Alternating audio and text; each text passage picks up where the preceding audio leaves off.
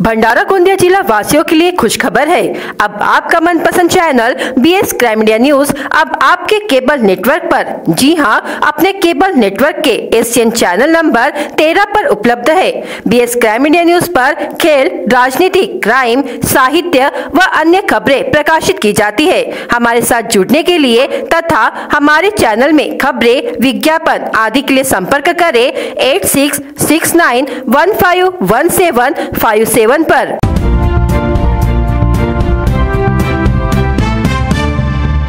बाहर गांव के मालिकी खेत के खेती काम निपटाकर एक बाइक पर सवार होकर स्वयं के गांव लौट रहे 3 व्यक्तियों की बाइक को अचानक जंगली सुअर ने जोरदार टक्कर मार दी। इस टक्कर में बाइक सवार पति पत्नी एवं बेटा गंभीर रूप से घायल हो गए। उक्त घटना 20 फरवरी को रात 7 बजे के दौरान लाखांदुर तहसील के खैरीपट मोड़ पर घटित हुई।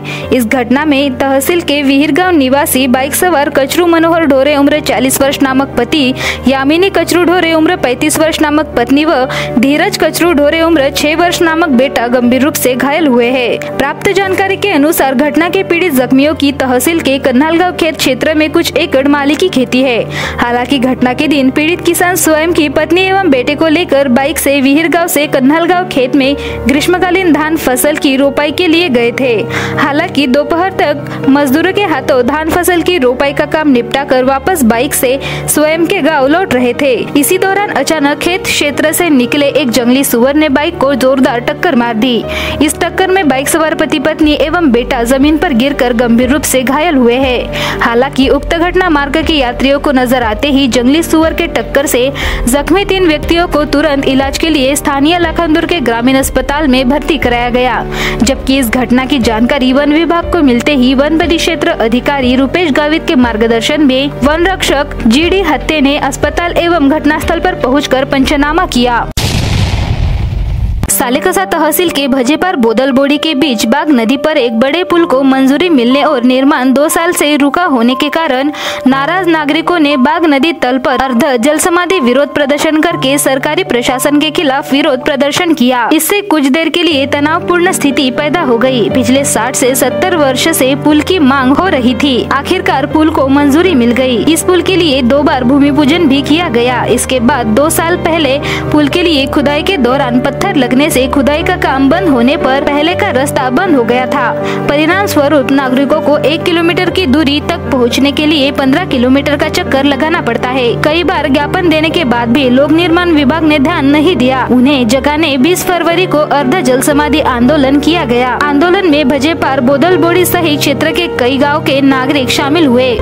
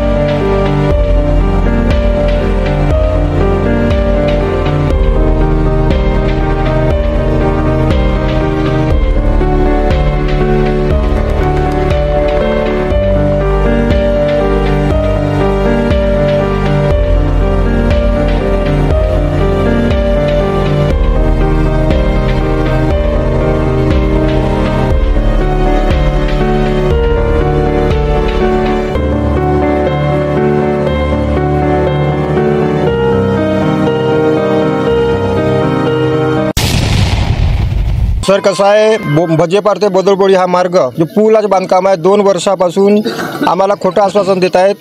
आम्हाला सांगत आहेत की दगड लागलेला आहे, त्याकरिता हा बांधकाम बंद करण्यात आलेला आहे। परंतु 2 वर्ष लागतात का हा काम सुरू करण्याकरिता? काही कागद असंही सांगत आहेत की कागदपत्राची काही कमतरता आहे। कागदपत्राची कमतरता 2 वर्ष लागत नाही। आम्हाला बोदलबोडी ते भजेपार जाण्यासाठी फक्त 3 किलोमीटरचं अंतर आहे, परंतु 15 किलोमीटरचा आम्हाला अंतर लागावं लागत आहे। तर त्याकरिता आमच्या बोदलबोडी आणि भजेपार या दोनही नागरिकांना पुष्कळ त्रास होत आहे। त्याकरिता आम्ही हा तीव्र अर्ध जलसमाधी आंदोलनाचा आयोजन केलेलं आहे आणि जोपर्यंत या पुलाचे बांधकाम सुरू होत नाही किंवा जोपर्यंत बांधकाम विभागाकडून आम्हाला लेखी स्वरूपामध्ये पत्र मिळत नाही तोपर्यंत आम्ही हे अर्ध जलसमाधी कायम ठेवू। आमच्या फुल्या बनेल तर चांगला होईल, नाही तर त्याला बिलकुल येतो खेदाडाच काम आहे। माझा नाव माझा गंगाबाई आहे, पण त्याला चांगले ना एक सोयी करीन नेताला। ते काय एक कोरटे नाही, एक कोण नेता हो की नाला होता राम येऊ द्या। एक म्हणते मी खोदलो, एक म्हणते मी खोदलो, उद्घाटन केलो का? आता उद्घाटन केला दोन्ही नेता लोकांना। आता त्याला सोयी करीन मी भज्जेपारात ना नदी टोल्यावर ना झाला रे। मी आता 8-10 दिवस राहू आम्ही की सालकसाल जाऊन, गोंदियाला जाऊन, तहसील मध्ये जाऊन ना कलेक्टर ऑफिसला जाणार आहोत। सालेकसा तालुक्यातून वाहणारी वाघनदी, या वाघनदीवर या भजेपार आणि बोदलबोडी दरम्यान पूल व्हावा ही मागणी खरं तर मागील जवळपास 50 ते 60 वर्षापासून सुरळीतपणे सुरू होती। त्याच्यानंतर कशीबशी ही मागणी पूर्ण झाली। 2 वर्षाच्या आधी पुलाचं बांधकाम करण्यासाठी संबंधित कंत्राटदाराने खोदकाम केलं, त्याच्यानंतर त्यांनी दगड लागल्याचं कारण समोर करून बांधकाम बंद केलं। परंतु जो आधीचा सुरळीत रस्ता सुरू होता तो बंद झाला आणि पुलाचं बांधकामसुद्धा या ठिकाणी बंद झालं। त्यामुळं गावातील प्रचंड नागरिकांना या ठिकाणी त्रास सहन करावा लागला आणि मागील 2 वर्षापासून आम्हाला 8 दिवसानंतर काम सुरू होईल, 15 दिवसानंतर सुरू होईल, पुढच्या महिन्यामध्ये होईल अशी विविध आश्वासने आम्हाला देण्यात येत आहेत। म्हणून अखेर आम्ही या त्रासाला कंटाळून आज अर्ध जलसमाधी आंदोलन सुरू केलं आहे। जेव्हापर्यंत आम्हाला ठोस प्रमाणात काहीतरी आश्वासन मिळणार नाही तेव्हापर्यंत हे आंदोलन आम्ही सुरळीत ठिकाणी या ठिकाणी सुरूच ठेवणार आहोत। कक्षा 12वीं की परीक्षा बुधवार 21 फरवरी से शुरू हो रही है। जिले के कुल 64 परीक्षा केंद्र पर 18,036 छात्र छात्राएं परीक्षा देंगे। परीक्षा के दौरान किसी भी केंद्र पर गड़बड़ी करने पर कड़ी कार्रवाई करने के निर्देश जिलाधिकारी योगेश कुंभेजकर ने मंगलवार को दिए। इसी के साथ ही परीक्षा केंद्र के आसपास वाले सभी जेरोक्स सेंटर बंद रखने के निर्देश दिए गए हैं। शिकायत के लिए हेल्पलाइन क्रमांक जारी किया गया है।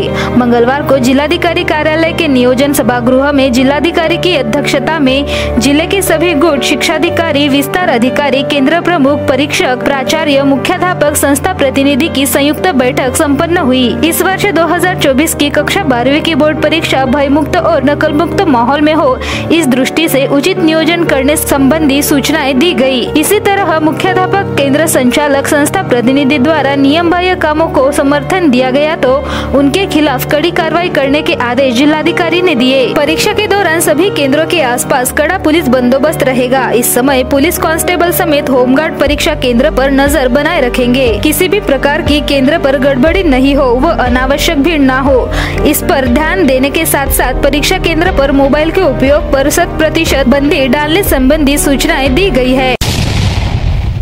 पिछले हफ्ते भंडारा जिले में बेमौसम बारिश से किसानों की फसलें खराब हो गई। इसके अलावा 2023 में रबी और खरीफ सीजन के दौरान प्राकृतिक आपदाओं के कारण किसानों को नुकसान का सामना करना पड़ा। विधायक नरेंद्र भोंडेकर ने इन किसानों को जल्द से जल्द भुगतान की मांग का ज्ञापन मुख्यमंत्री एकनाथ शिंदे को देकर मुलाकात कर जिले के किसानों की स्थिति पर चर्चा की। विधायक भोंडेकर ने आज मुंबई में मुख्यमंत्री एकनाथ शिंदे से मुलाकात की और जिले में बेमौसम बारिश और उससे हुए नुकसान के बारे में बयान दिया। प्रकृति के प्रकोप के कारण लगातार अनियमित बारिश, बीमारियों और कीड़ों के प्रकोप ने किसानों को असुरक्षित कर दिया है। 10 और 11 फरवरी को बेमौसम बारिश से भंडारा और पौनी दोनों तहसीलों के 103 गांव के 4,374 किसानों की 2,325 हेक्टेयर खेती को नुकसान पहुंचा है। इसी तरह दोनों तहसीलों में 2023 में खरीफ और रबी सीजन के दौरान प्राकृतिक आपदाओं के कारण 28,000 किसानों को लगभग 16 करोड़ रुपए का नुकसान हुआ है। हालांकि सरकार ने दोनों नुकसान का पंचनामा कर लिया है, लेकिन वास्तविक मुआवजा नहीं मिलने से किसानों में नाराजगी देखी जा रही है। प्राकृतिक आपदा से प्रभावित किसानों को तत्काल मुआवजा देने के संबंध में उचित कार्रवाई करने की मांग ज्ञापन देकर की गई। शेयर मार्केट के नाम पर अधिक लाभ प्राप्त करने का ऑनलाइन लालच दिखाकर लोगों से पैसे प्राप्त करके धोखाधड़ी करने वाले आरोपी को आमगांव पुलिस ने मुंबई से गिरफ्तार किया है। आरोपी का नाम सांताक्रूज मुंबई निवासी कमलेश सतीश मिश्रा उम्र 38 वर्ष बताया गया है। आमगांव तहसील के शिवनी निवासी फिरियादी दिलीप कुमार मटाले ने शेयर मार्केट के नाम पर ऑनलाइन धोखाधड़ी होने की शिकायत आमगांव थाने में की थी। जांच पुलिस निरीक्षक युवराज हांडे कर रहे हैं। आरोपी व संदिग्ध आरोपी की तलाश के लिए आमगांव थाने की एक टीम को मुंबई भेजा गया। सहायक पुलिस निरीक्षक गणपत धायगुड़े, सहायक पुलिस उपनिरीक्षक शेंद्रे सिपाही साबले मुंबई में आरोपी की तलाश कर रहे थे। आरोपी अपना मोबाइल नंबर बार बार बदल रहा था, जिससे उसकी तलाश करने में मुश्किल आ रही थी। इसके बावजूद पुलिस टीम ने वरिष्ठों के निर्देश पर व गुप्त जानकारी के आधार पर शेयर मार्केट के नाम पर लोगों से धोखाधड़ी करने वाले आरोपी कमलेश मिश्रा को उसके घर मुंबई से गिरफ्तार कर लिया गया। आगामी लोकसभा चुनाव को लेकर विभिन्न विषयों का प्रशिक्षण जिला कार्यालय में चल रहा है। इनमें पोस्टल बैलेट एवं सर्विस वोटर के संबंध में प्रशिक्षण नियोजन कक्ष में आयोजित किया गया है। इस अवसर पर कलेक्टर योगेश कुंभेजकर, जिला आपूर्ति अधिकारी नरेश वंजारी एवं नोडल अधिकारी प्रशिक्षण डिप्टी कलेक्टर लीना फाल्के उपस्थित थे। निर्वाचन आयोग से दिए गए निर्देशानुसार डाक मतपत्र प्रक्रिया के साथ साथ सेवा मतदाताओं की ओर से किए जाने वाले मतदान प्रक्रिया तथा दिव्यांग व्यक्तियों एवं वृद्धजनों को मतदान केंद्र पर उपलब्ध कराई जाने वाली सुविधाओं के संबंध में मार्गदर्शन दिया गया। हर वर्ष फरवरी माह की शुरुआत में ठंड का असर कम हो जाता है। इस बार भी यही स्थिति बनी हुई है। इस वर्ष ठंड का असर पिछले कुछ दिनों तक निरंतर जारी रहा। वैसे इस बार हाथ कपा देने वाली ठंड नजर नहीं आई। माह के दूसरे पखवाड़े से ही ठंड का असर धीरे धीरे कम हो रहा है। पिछले दिनों न्यूनतम तापमान 10 डिग्री सेल्सियस तक पहुँच गया था। बढ़ते बढ़ते अब अधिकतम तापमान 30 डिग्री सेल्सियस तक पहुँच गया है। इस मौसम में यह तापमान सर्वाधिक है। तापमान बढ़ने की यही रफ्तार रही तो जल्द ही तापमान 30 डिग्री सेल्सियस को पार कर लेगा। फरवरी माह के प्रथम सप्ताह में तो लग रहा था कि इस वर्ष ठंड का असर होली तक बना रहेगा, लेकिन माह के दूसरे पखवाड़े से ठंड का असर कम हो गया है। अब तो दिन में गर्मी अपना असर दिखाने लगी है। लोगों ने पंखे का सहारा लेना शुरू कर दिया है। मौसम में परिवर्तन होने से लग रहा है कि अब तेजी के साथ गर्मी दस्तक दे रही है। शहर ही नहीं, संपूर्ण जिले का तापमान धीरे धीरे बढ़ने लगा है। ठंड विदाई ले चुकी है, उसका स्थान गर्माहट लेती नजर आ रही है। जिले के किसानों ने बाजार की मांग के अनुरूप फसलों का उत्पादन करना शुरू कर दिया है। इसलिए इस वर्ष रबी फसल और दलहन की फसलों में मक्के की फसल में वृद्धि देखी जा रही है। जिला कृषि अधीक्षक द्वारा जारी आंकड़ों से स्पष्ट है कि सरसों, मसूर, पोपट आदि की बुआई मक्के से पिछड़ गई है। मक्के की फसल ने किसानों को लुभाया है। जिले में इस वर्ष 904 हेक्टेयर में किसानों ने मक्का लगाया है, जबकि जिले में रबी का सामान्य क्षेत्रफल 48,448 हेक्टेयर है। यह कहा जा सकता है कि जिले के किसान मक्के की फसल से आकर्षित हुए हैं, क्योंकि 904 हेक्टेयर में मक्के की खेती की गई है। महाराष्ट्र राज्य माध्यमिक व उच्च माध्यमिक परीक्षा मंडळाच्या वतीने 21 फेब्रुवारी ते 19 मार्च या कालावधीत 12वीची परीक्षा होत आहे। यासाठी जिल्ह्यात 64 केंद्र असून या केंद्रावरून 18,036 विद्यार्थी परीक्षा देत आहेत। 12वीच्या बोर्डची परीक्षा कॉपीमुक्त वातावरणात पोलीस बंदोबस्तासह भरारी पथकाची करडी नजर राहणार आहे। तर तुमसर तालुक्यातील जनता हायस्कूल केंद्रावर सर्वाधिक 580 विद्यार्थी परीक्षा देत आहेत।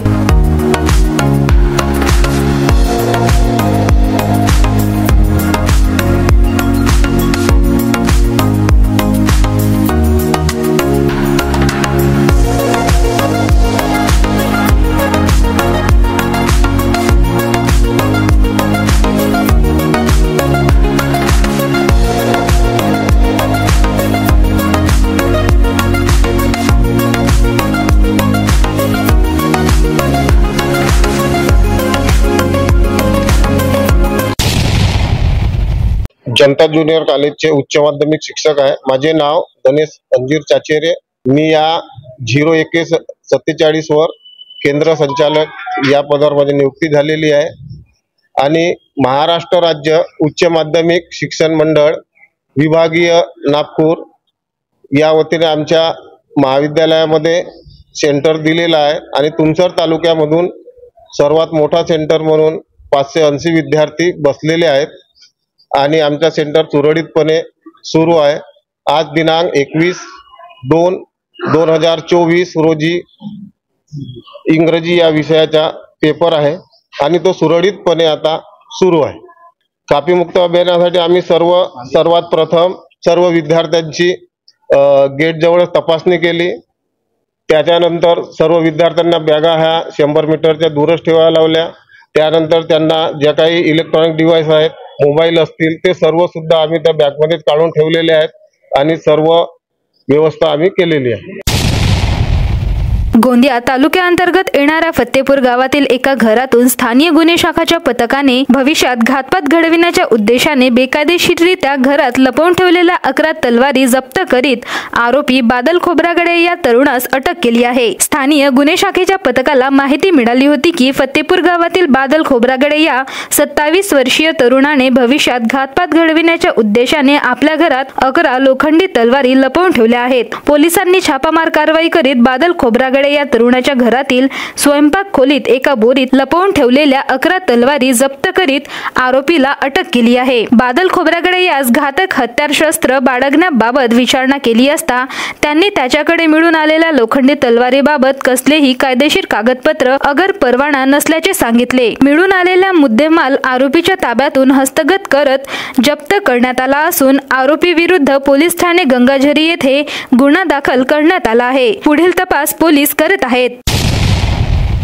भंडाऱ्यात मोठे उद्योग उपलब्ध नसल्यामुळे महिलांना रोजगारासाठी वनवन भटकावे लागते। मात्र लाल मिरचीच्या सात्र्याने भंडारा जिल्ह्यातील हजारो महिलांना मोठ्या प्रमाणात रोजगार गावातच उपलब्ध झाले आहे। परिणामी रोजगारासाठी होणारी महिलांची भटकंती आता थांबलेली आहे। भंडारा जिल्ह्यात उद्योगाची वणवा आहे, त्यामुळे जिल्ह्यातील महिला पुरुषांना रोजगारासाठी नागपूर, पुणे, मुंबई इतर शहरात स्थलांतरण करावे लागते। परंतु गेल्या 3-4 वर्षापासून लाल मिरची साफ करण्याचे सात्रे जिल्ह्यात ठिकठिकाणी सुरू झाले आहे। त्यामुळे मजुरांची रोजगारासाठी होणारी वणवण थांबून गावातच रोजगार उपलब्ध झाला आहे। जिथे मजूर उपलब्ध आहेत त्या ठिकाणी हे सात्रे मिरची ठेकेदारांमार्फत चालविले जाते। हे काम मानवी शरीरासाठी नुकसानदायक असले तरी जिल्ह्यात रोजगाराचे दुसरे साधन उपलब्ध नसल्यामुळे मजुरांना हे काम करावे लागत आहे। दरम्यान एका सात्र्यावर 200 ते 300 मजूर कार्यरत असून त्यांना मिरची साफ करण्यासाठी आंध्र प्रदेशातील ठेकेदारांकडून मिरची उपलब्ध होते। या मिरचीच्या मुक्या काढल्या जातात, त्या मोबदल्यात मजुरांना त्यामागे ठराविक मजुरी दिली जाते।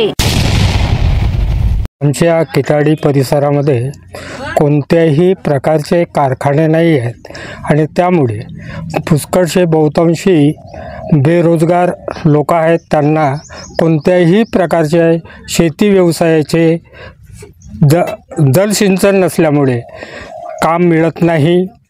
त्यांना काही या गावामध्ये काम नाही, त्याकरिता त्यांनी मिरची सात्र आणलेला आहे। किटाडी परिसरातील काही गावातील लोक जवळपासचे ते सुद्धा या मिरची सात्र्यावर येऊन आपले कसे तरी 100-200 रुपये असे कुटुंबातील 2-3 लोक येऊन ह्या मिरची सात्र्यावरतील पैसे कमावून आपला उदरनिर्वाह करतात। तरी पण आपण या किटाडी परिसरामध्ये कोणती नाही कोणती योजना आणून कारखान्याची सुरुवात करावी अशी मी आपणास विनंती करीत आहे। भंडारा जिल्ह्यातील किटाडी येथे 1 महिन्यापासून मिरची खुडायचा सात्रा चालू झालेला आहे। कारण इथं कोणतेच काम नसल्यामुळे तिथले जे लोक होते त्यांना कळलं का किटाडीला कोणतेच कामं नसल्यामुळे आपण इथं हा व्यवसाय चालू करावा, या उद्देशानं तिथं केला। हा उद्योग तात्पुरता असतो, पावसाळ्यात बंद असतो, त्याच्या वेळेस मजुरांना कामधंदा नसतो। आता मिरचीचा व्यवसाय आल्यामुळे कसा तरी व्यवसाय असतो आणि पोटा पाण्याचा प्रश्न हा तात्पुरता का होईना आपला केला जातो आणि त्याच्यामुळे इथं कोणतेच कारखाने उद्योग नाही, शेतकरी छोटे छोटे आहे, सिंचनाची व्यवस्था नाही, त्याच्यामुळे इथं म्हणजे कोणतेच उद्योग येत नाही, कारखाने नाही ना काही नाही। त्याच्यामुळे हा उदरनिर्वाहाचा प्रश्न सोडवावा अशी मी विनंती करतो। किटाडी सात्र्या आणण्यापासून हे सकाळी घरचे लोक ताबड करतात घरी आणि इकडे रोजीरोटीवर येतो। सगळे कुटुंबदारी सकट इकडे आपली मिरची सात्र्यावर येता, त्यांले 100 रुपये रोजी पडू शकत नाही, तर आपले घरचे जीव कसे काय पोसावा हे आम्हाला चिंता पडलेली आहे। तर तुम्ही काही तिकडे ताबडतोब करू शकता आणि किटाडीचे लोक बाहेर गेलेले नाही पाहिजे, हे आम्ही इकडे तुम्हाला आम्ही किटाडीमध्ये काहीतरी रोजीरोटी तुम्ही आणून सऱ्यानी हे किटाडीचे लोक तुम्ही पालन पोषण हे झालेली पाहिजे। BS क्राइम इंडिया न्यूज आपके सामने पेश कर रहा है भंडारा क्राइम वारदात। हर जुर्म से हम आपको कराएंगे अवगत। आपके अपने चैनल पर रोजाना शाम 7 बजे, तो देखना ना भूलिए क्राइम वारदात।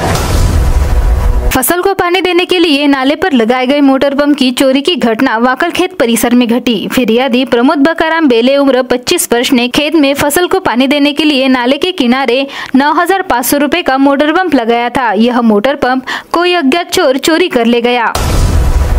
बाजार गए व्यक्ति की बाइक चोरी की घटना जवाहरनगर में हुई। फिरियादी परसोड़ी निवासी फुलचंद गोपीचंद कंगो उम्र 36 वर्ष जवाहरनगर बाजार में सब्जी खरीदने गया था। उसने अपनी बाइक फ्लाईओवर के नीचे पार्क की थी।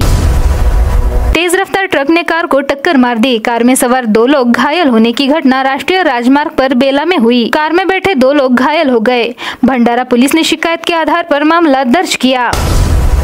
तेज रफ्तार ट्रक ने बाइक को टक्कर मार दी। इस घटना में कारधा टोल रोड पर दोपहिया पर बैठे 3 भाई बहन घायल हो गए। इसमें अविनाश जगनाड़े, उसकी बहन मीनाक्षी भोजराज जगनाड़े और मौसमी भोजराज जगनाड़े घायल हो गए। घायलों को अस्पताल में भर्ती कराया गया। एक युवती ने जहर खाकर आत्महत्या करने की घटना घटी। खांबाड़ी निवासी दीक्षा सुदर्शन सुखदेव उम्र 21 वर्ष ने जहरीली दवा खा ली। उसे इलाज के लिए भंडारा जिला सामान्य अस्पताल में भर्ती कराया गया, लेकिन इलाज के दौरान उसकी मौत हो गई। अडाल पुलिस ने मर्ग दाखिल किया। लोनारा निवासी रामरतन रामभाव कुलरकर उम्र 40 वर्ष ने अपने आवास पर जहर खा लिया। उन्हें इलाज के लिए जिला सामान्य अस्पताल में भर्ती कराया गया, लेकिन इलाज के दौरान उनकी मौत हो गई। भंडारा पुलिस ने मर्ग दाखिल किया। राजस्व एवं पुलिस विभाग की टीम ने घाटकू रोड पर बिना लाइसेंस रेत परिवहन करने वाले पर कार्रवाई की।